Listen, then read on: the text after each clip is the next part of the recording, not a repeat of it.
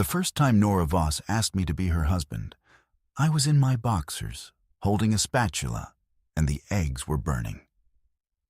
She stood in the doorway of the kitchen in an oversized t-shirt, hair still flattened on one side from sleep, and said, with the calm of someone reading a grocery list, I need a wife by tonight. Or husband. I'm flexible on the gender. I looked at the eggs. I looked at her. I said, I'm a husband, technically, structurally. She pointed at the spatula. You're burning our breakfast. I'm burning my breakfast. You eat cereal.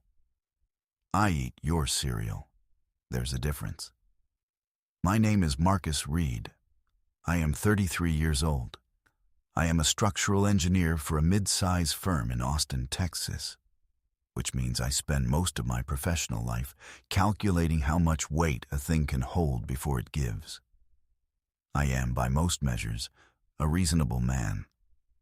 I pay my taxes on time. I replace the toilet paper when it runs out. I once drove 40 minutes in the rain to return a library book I could have just paid the fine on, because the fine felt dishonest. I also, apparently, agree to things before I understand them.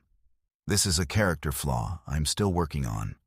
I turned off the burner, scraped the eggs, salvageable mostly, onto a plate, and turned to face Nora with the particular expression I'd developed over 8 months of living with her, which was something between I'm listening and this is going to be a problem.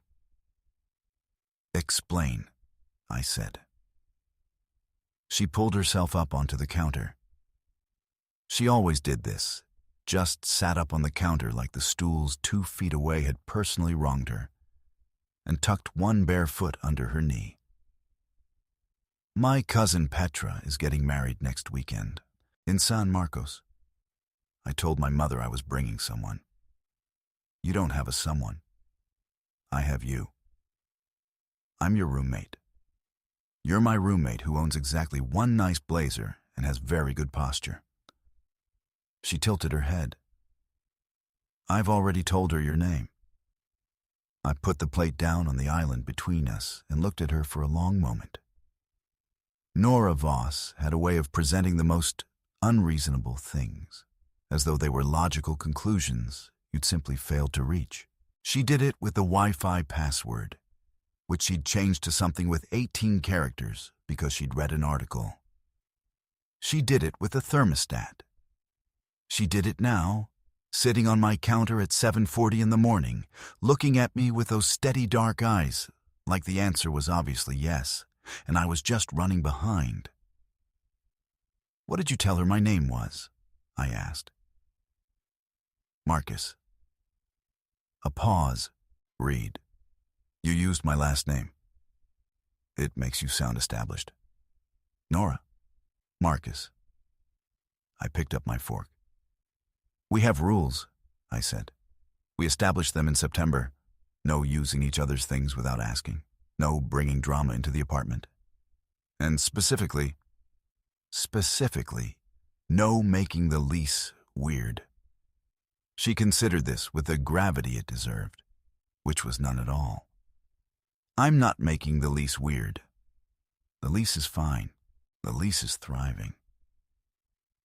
Pretending to be your boyfriend at a family wedding is the definition of making the lease weird. Husband, she corrected. I said husband. It sounded more serious. That makes it worse. She hopped off the counter, padded across the kitchen floor in her socks. Little yellow ones with avocados on them, which should have been ridiculous and somehow wasn't. And picked up a piece of my toast like she'd been invited. My mother, she said, with the careful diction of someone diffusing something, has been asking about my love life since I was 24. I told her I was bringing someone because I wanted one weekend where she looks at me like I'm doing okay. She took a bite of the toast. Didn't look at me. That's the whole thing. That's the request. I should have said no. I would like to report that I said no. When do we leave? I said.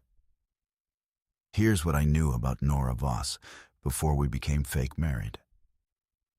She made coffee at 6:15 every morning and left a second mug on the counter, always, as though the apartment might produce a guest who needed it. She read 3 books at once and left them face down on every surface: the couch, the bathroom shelf, the kitchen table, in a way that suggested she thought the plot would escape if she closed the covers. She had an ex named Jordan, who she never talked about directly, but who occasionally sent texts she answered in another room, voice low and careful, like she was handling something fragile that had no business still being fragile. She was a graphic designer who worked from home 3 days a week, which meant I sometimes came back from a job site to find her at the kitchen table, surrounded by empty mugs and draft mock-ups. Hair twisted up with a pencil she'd forgotten was there. She had a laugh that arrived before she could stop it. Quick, involuntary, real. The kind that made you want to say something funny just to hear it again. I had noticed all of this the way you notice load distribution in a structure.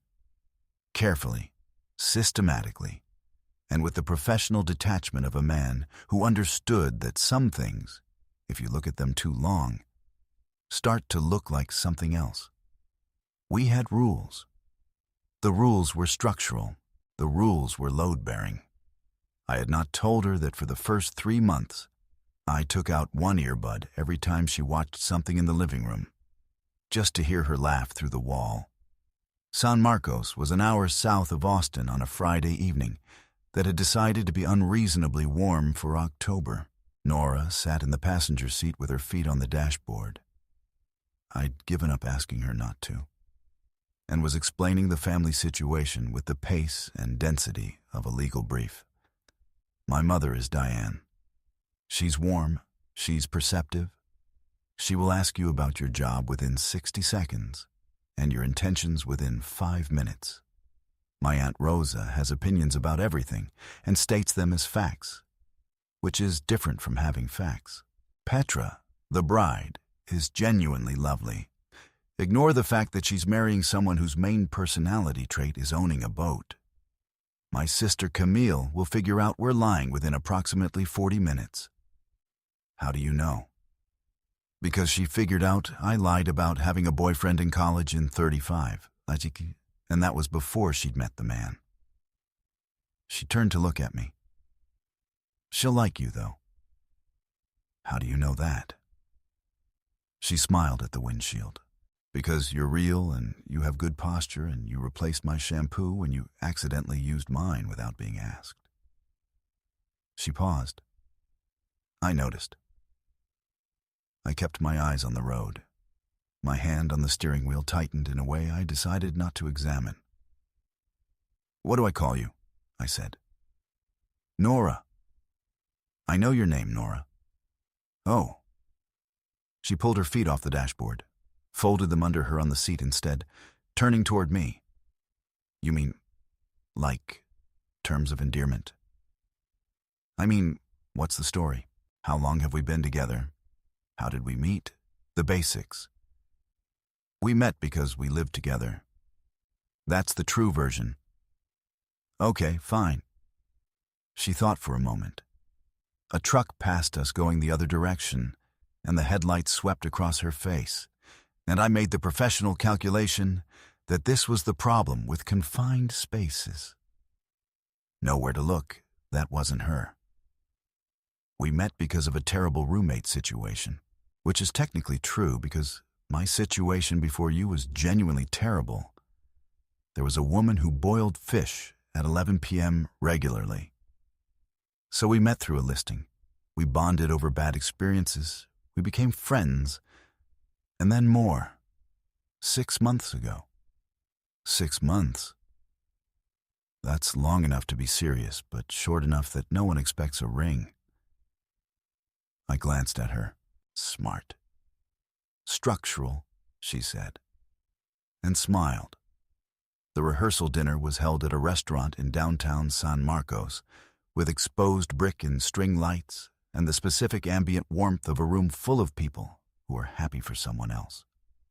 Nora walked in ahead of me and was absorbed immediately into a knot of family, her mother Diane, who looked like Nora in 25 years and had the same direct gaze, her Aunt Rosa, who assessed me from across the room with the focused attention of a building inspector, Petra, the bride, who hugged Nora and then looked at me and said, "Oh, he's real," with a delight that I did not entirely know how to interpret. "He's real," Nora confirmed, and then, without hesitating, took my hand. It was practical. She reached back and found my hand and tucked it in hers, and the gesture was so natural that I think everyone in that room believed it before I did. I closed my fingers around hers and felt the particular wrongness that felt right of holding someone's hand when you've only ever handed them the remote. Marcus, her mother Diane, appeared, took my free hand in both of hers, and looked at me with the precise warmth of a woman who had been hoping for this and was not going to waste it. "I've heard good things." "I hope so," I said. "I've been working on the good things." Diane laughed. Nora's shoulder pressed into my arm. Dinner was fine. It was fine. The food was good. The speeches were appropriate.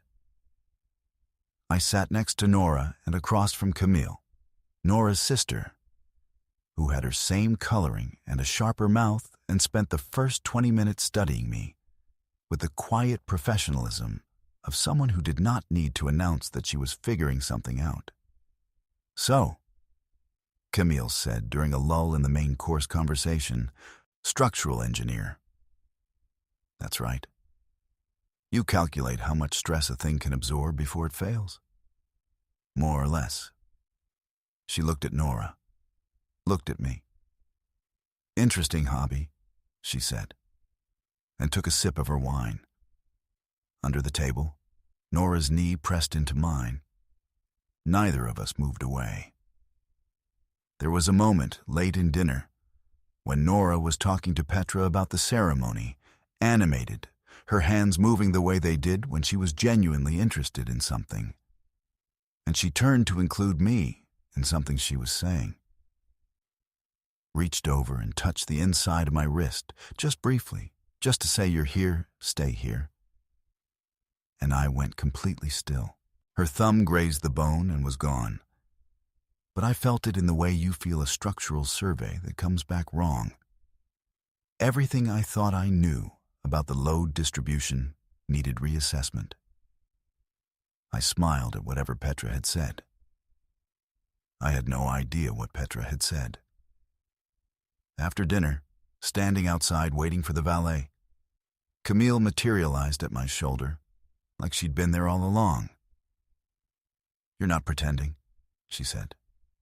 "I'm sorry." She looked at me pleasantly. "The way you watch her, that's not performance." She pulled out her phone with the energy of someone who'd concluded her business. "I'm not going to say anything. She needs a good weekend." Then, half over her shoulder, "But you should probably figure out what you're doing before she does." I did not have a response to that. The valet brought the car. We were staying at a hotel 10 minutes from the venue. Nora had booked it, and I discovered at check-in, had booked one room. "The other rooms were sold out," she said, standing at the elevator. She was not looking at me. "When did you book this?" "Tuesday." "Were the other rooms sold out on Tuesday?" A pause. "Some of them," she said. The room had one king bed and a small sofa that was clearly decorative and would fit approximately 60% of me if I folded creatively. I stood in the middle of the room and looked at the sofa and looked at the bed and said, "I'll take the sofa." "You won't fit on the sofa." "I'll be fine." "Marcus, I've slept in worse configurations. I once slept in my car during a site inspection in January. That's concerning and also not relevant. She sat on the edge of the bed and looked at me with the straightforward patience she usually reserved for explaining why something I'd organized was organized wrong. It's a big bed. We're adults. We can share it without... She gestured at the space between us. Whatever you're afraid of. I'm not afraid of anything. You have been standing in the same spot for 3 minutes. I looked down. I had, in fact, not moved. I'm calculating, I said. The structural integrity of the mattress. The structural integrity of the situation. She smiled. That involuntary one, the real one, and pulled her knees to her chest. We have rules, she said, in a fair imitation of my voice. The rules are structural. The rules are load-bearing. You're making fun of me. A little. She tilted her head. Marcus, get ready for bed. I'll stay on my side. I got ready for bed. She stayed on her side. I lay in the dark for a long time, looking at the ceiling, aware of her breathing 3 feet away. Aware of the particular warmth that fills a room when there are 2 people in it instead of 1. Aware that Camille had said you should figure out what you're doing with the confidence of someone who'd already seen the answer. I was beginning to suspect she was right. The wedding was on Saturday afternoon in the courtyard of an old building south of town. That someone had spent a great deal of money making looked like no one had spent any money at all. The kind of venue where the rugs were intentionally worn and the candles were housed in things that were technically mason jars. I am a structural engineer. I noted the foundation work and said nothing. Nora wore something dark green that I don't have the vocabulary to describe beyond it. Changed the room when she walked into it. She'd done something different with her hair, down instead of up, which I'd seen 100 times in the apartment, but somehow here, with the afternoon light coming through the old windows, required recalibration. You're staring, she said, not looking up from adjusting the small strap on her heel. I'm assessing the light situation, I said. The light situation. She looked up. There was something in her expression I couldn't read. Amused, maybe, and also something quieter underneath. Your tie is crooked. I was going for approachable. You were going for strangled. She stepped forward and reached up, adjusted the knot with both hands, 2 quick, efficient movements, and then her fingers stayed there for a moment longer than the task required, resting against the knot, against my collar. And when she looked up, we were closer than we'd negotiated. Her hands dropped. There, she said.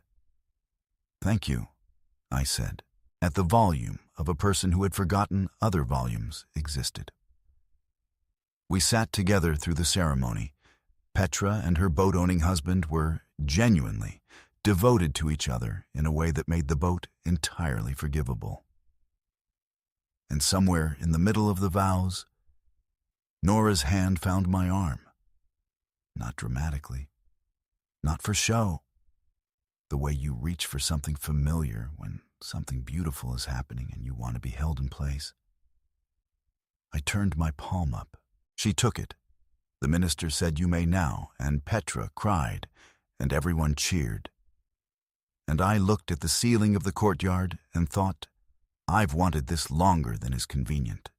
The reception was loud and warm, and Diane danced, and Rosa had opinions about the catering, and Camille watched the 2 of us from across the room with the expression of a woman who had already filed her conclusions.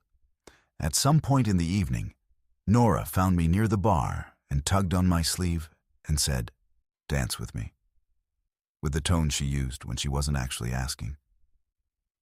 "I don't dance," I said. "I know. Dance with me anyway." The song was slow. She put her hand on my shoulder and I put mine on her waist, the green fabric warm from the room. And we moved in the approximation of dancing that two people manage when one of them doesn't dance and the other doesn't care.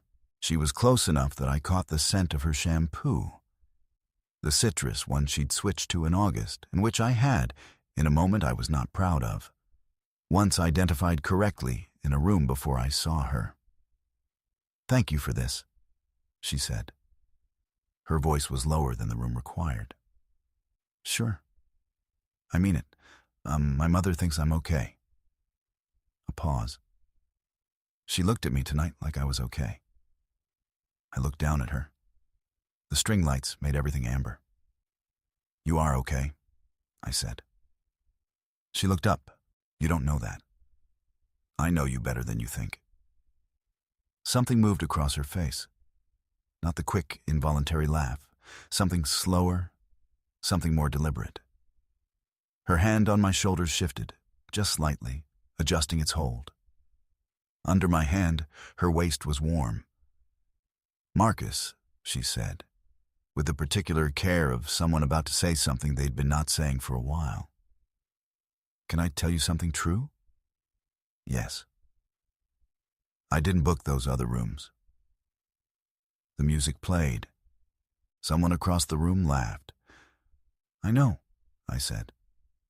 She breathed. I felt it in the hand on her waist. "I didn't think you'd come if I asked you directly." "I would have come." She pulled back slightly to look at me properly. "Really? I would have said no 3 times first, so you'd feel like you'd convinced me.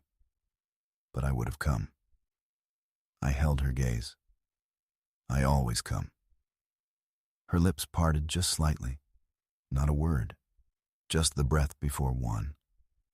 Across the room, someone started clinking a glass, and the room erupted, and Petra kissed her husband, and the moment sealed itself shut in the way moments do, leaving only the fact of where our hands still were and the fact that neither of us had moved.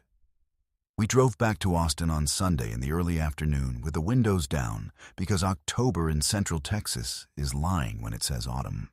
Nora had her feet on the dashboard again and her sunglasses on and was eating a bag of chips she'd purchased at the hotel vending machine.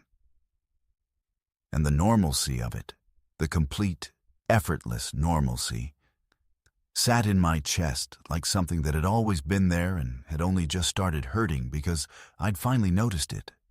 We didn't talk about the dancing. We didn't talk about the room. We talked about the ceremony, and Petra's aunt who'd given a toast that went 3 minutes too long, and whether the mason jar aesthetic was reaching its natural endpoint as a cultural phenomenon. We talked the way we always talked, in the shorthand of people who share a kitchen. And the whole time, I was aware of the specific distance between us in the car, and the fact that it was less than it used to be. Back at the apartment, we brought in our bags, and she made coffee, 2 mugs, as always. And we sat at the kitchen island in the evening light, and it was exactly like every Sunday, except that it wasn't. "Hey," she said. "Hey." She was looking at her mug. "I've been thinking." "Okay." "That thing I said in the car, on the way there, 6 months. She picked at the edge of her sleeve. "I said that because it's long enough to be serious. I remember. We've lived together for 8 months. I looked at her. She was still looking at the mug. "I'm aware of the timeline," I said. "I'm saying." She stopped. Tried again. "I liked you before this weekend." "I know." She looked up. "You know. Nora." I set down my own mug. "I've known since the Tuesday in March when you left the second coffee mug on my side of the counter and then went to your room without saying anything. And I stood there for 10 minutes trying to figure out if it was an accident. The silence stretched between us, warm and careful. Was it an accident? I asked. No, she said. I looked at her, really looked at her. Not the professional assessment I'd been performing for months, not the calculated glance of a man maintaining structural integrity, but the actual honest look of a man who had been carrying something heavy and was deciding whether to put it down. "I have a rule," I said. "I know your rules. This one's new. I'm instituting it now." I turned toward her on the stool. No more pretending not to notice when I should be noticing. She set her mug down. Slowly. "That's a good rule." I thought so. She looked at me for a long moment with the particular stillness she got when she was working something out, when she was looking at a design on her screen and deciding whether it was right or just close. Then she moved, not dramatically, not like anyone in a movie. Just slid off her stool and came around the island and stood in front of me, close enough to count as a decision. "Then you'll have to do this every night," she said. Her voice was barely above the register of the apartment settling, of the refrigerator hum, of Austin through the windows. "Do what?" I said. "Notice." She reached up and touched the lapel of my jacket. I was still wearing it, hadn't gotten to unpacking, and her fingers found the edge of it the way they'd found my tie the day before. Careful and certain. I've been leaving that mug out since March. That's 7 months of noticing. 7 months is a long time to be patient, I said. I had nowhere else to go. I brought my hand up and covered hers, over the lapel, over the fabric, and held it there. Her fingers curled against mine. Outside the window, the city was doing what cities do in October evenings, going golden and indifferent. And inside this apartment that we split down the middle and had very carefully not made weird, 2 people who had been standing at the edge of something for the better part of a year looked at each other and decided quietly, deliberately, without drama and without accident, to step off. I kissed her the way I did everything, with attention, with the understanding that if something is worth doing, it is worth doing slowly, and that the spaces between things are as structural as the things themselves. She made a sound, small and surprised, like she'd thought she knew what to expect, and found she didn't. Her free hand found my collar. The mug sat on the counter between us, cooling. We stayed up too late that night, the way you do when you've arrived somewhere you didn't quite believe you'd get to, and you're not ready to let it become ordinary yet. We talked about things we hadn't talked about. Her time with Jordan, which had been long and had ended with the specific sadness of 2 people who cared about each other and simply ran out of shared direction. My time with Claudia, who had said, at the end, "You make everything so easy, Marcus. That's the problem," and meant it as an explanation, and had not been wrong that it wasn't working, only wrong about the part where ease was the failure. I'd spent almost 2 years thinking she was right, sitting in the kitchen with Nora at midnight. I understood finally that Claudia had been describing the wrong person's problem. Nora listened to this with her elbows on the island and her chin in her hands. And when I finished, she said, "She wanted you to be harder to hold on to." Yes, that's a strange thing to want. I thought so too, eventually. She looked at me. "I like that you're easy to hold on to," she said, with the directness she reserved for things that cost her something to say.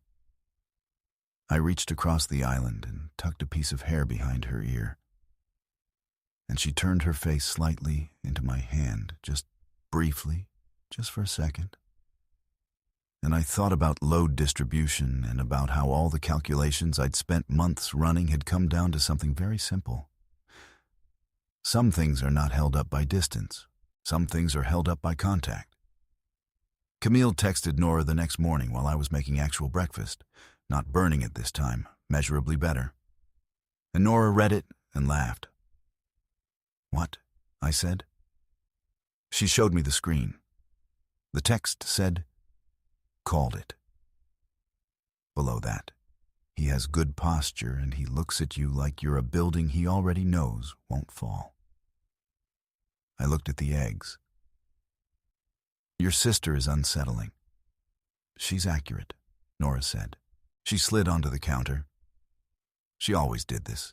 She was always on my counter. And reached for the coffee. The second mug. Her mug, now, officially. In a way that had been true for months and was only now allowed to be said out loud. "Marcus?" she said. "Yeah." "You can stay." I looked up from the pan. She was holding the mug in both hands, bare feet hooked on the cabinet below, looking at me with the particular simplicity of someone who has decided to stop making things complicated. I mean, permanently. You can stay permanently, if you want. "I already live here," I said. "You know what I mean." I did know what she meant. I turned off the burner, put the spatula down, crossed the kitchen, and stood in front of her on the counter, which put us at the same height for once, and looked at her for a long moment, at this woman who had left a coffee mug out for 7 months and read 3 books at once, and had yellow socks with avocados on them, and had needed one good weekend, and had taken me along for it, without telling me I was exactly where I already wanted to be. "Yeah," I said. "I know what you mean." She smiled, the real one, the involuntary one, the one that arrived before she could stop it. I stayed. 6 months later, the second mug was no longer on my side of the counter, because the counter no longer had sides. Camille came to visit in April and walked through the apartment once and said, with professional satisfaction, "You rearranged," and looked at me and then at Nora and added, "About time," and poured herself coffee without being offered any. Nora's books were still on every surface. I had stopped moving them. I had started quietly, reading the ones she left in the bathroom. We didn't announce anything. We didn't post anything. We just were, in the way of people who arrived at something genuinely rather than performed it, who found that the end of pretending was not a beginning, but a continuation, the same apartment and the same kitchen and the same counter, but with the space between two people finally resolved into the shape it had always been waiting to hold. She still stole the blanket. I had always let her. What would you have done if someone asked you to pretend for one weekend? And somewhere between the rehearsal dinner and the drive home, you realized the pretending had stopped, and you hadn't noticed when? What would you have done with that? And have you ever found that the person who'd been quietly leaving space for you, in a kitchen, in a conversation, on a counter at 7 in the morning, was exactly the person you should have said yes to the first time, without needing to think about the rules? Tell me your story in the comments. If this one stayed with you, leave a like, hit subscribe, and I'll see you in the next one.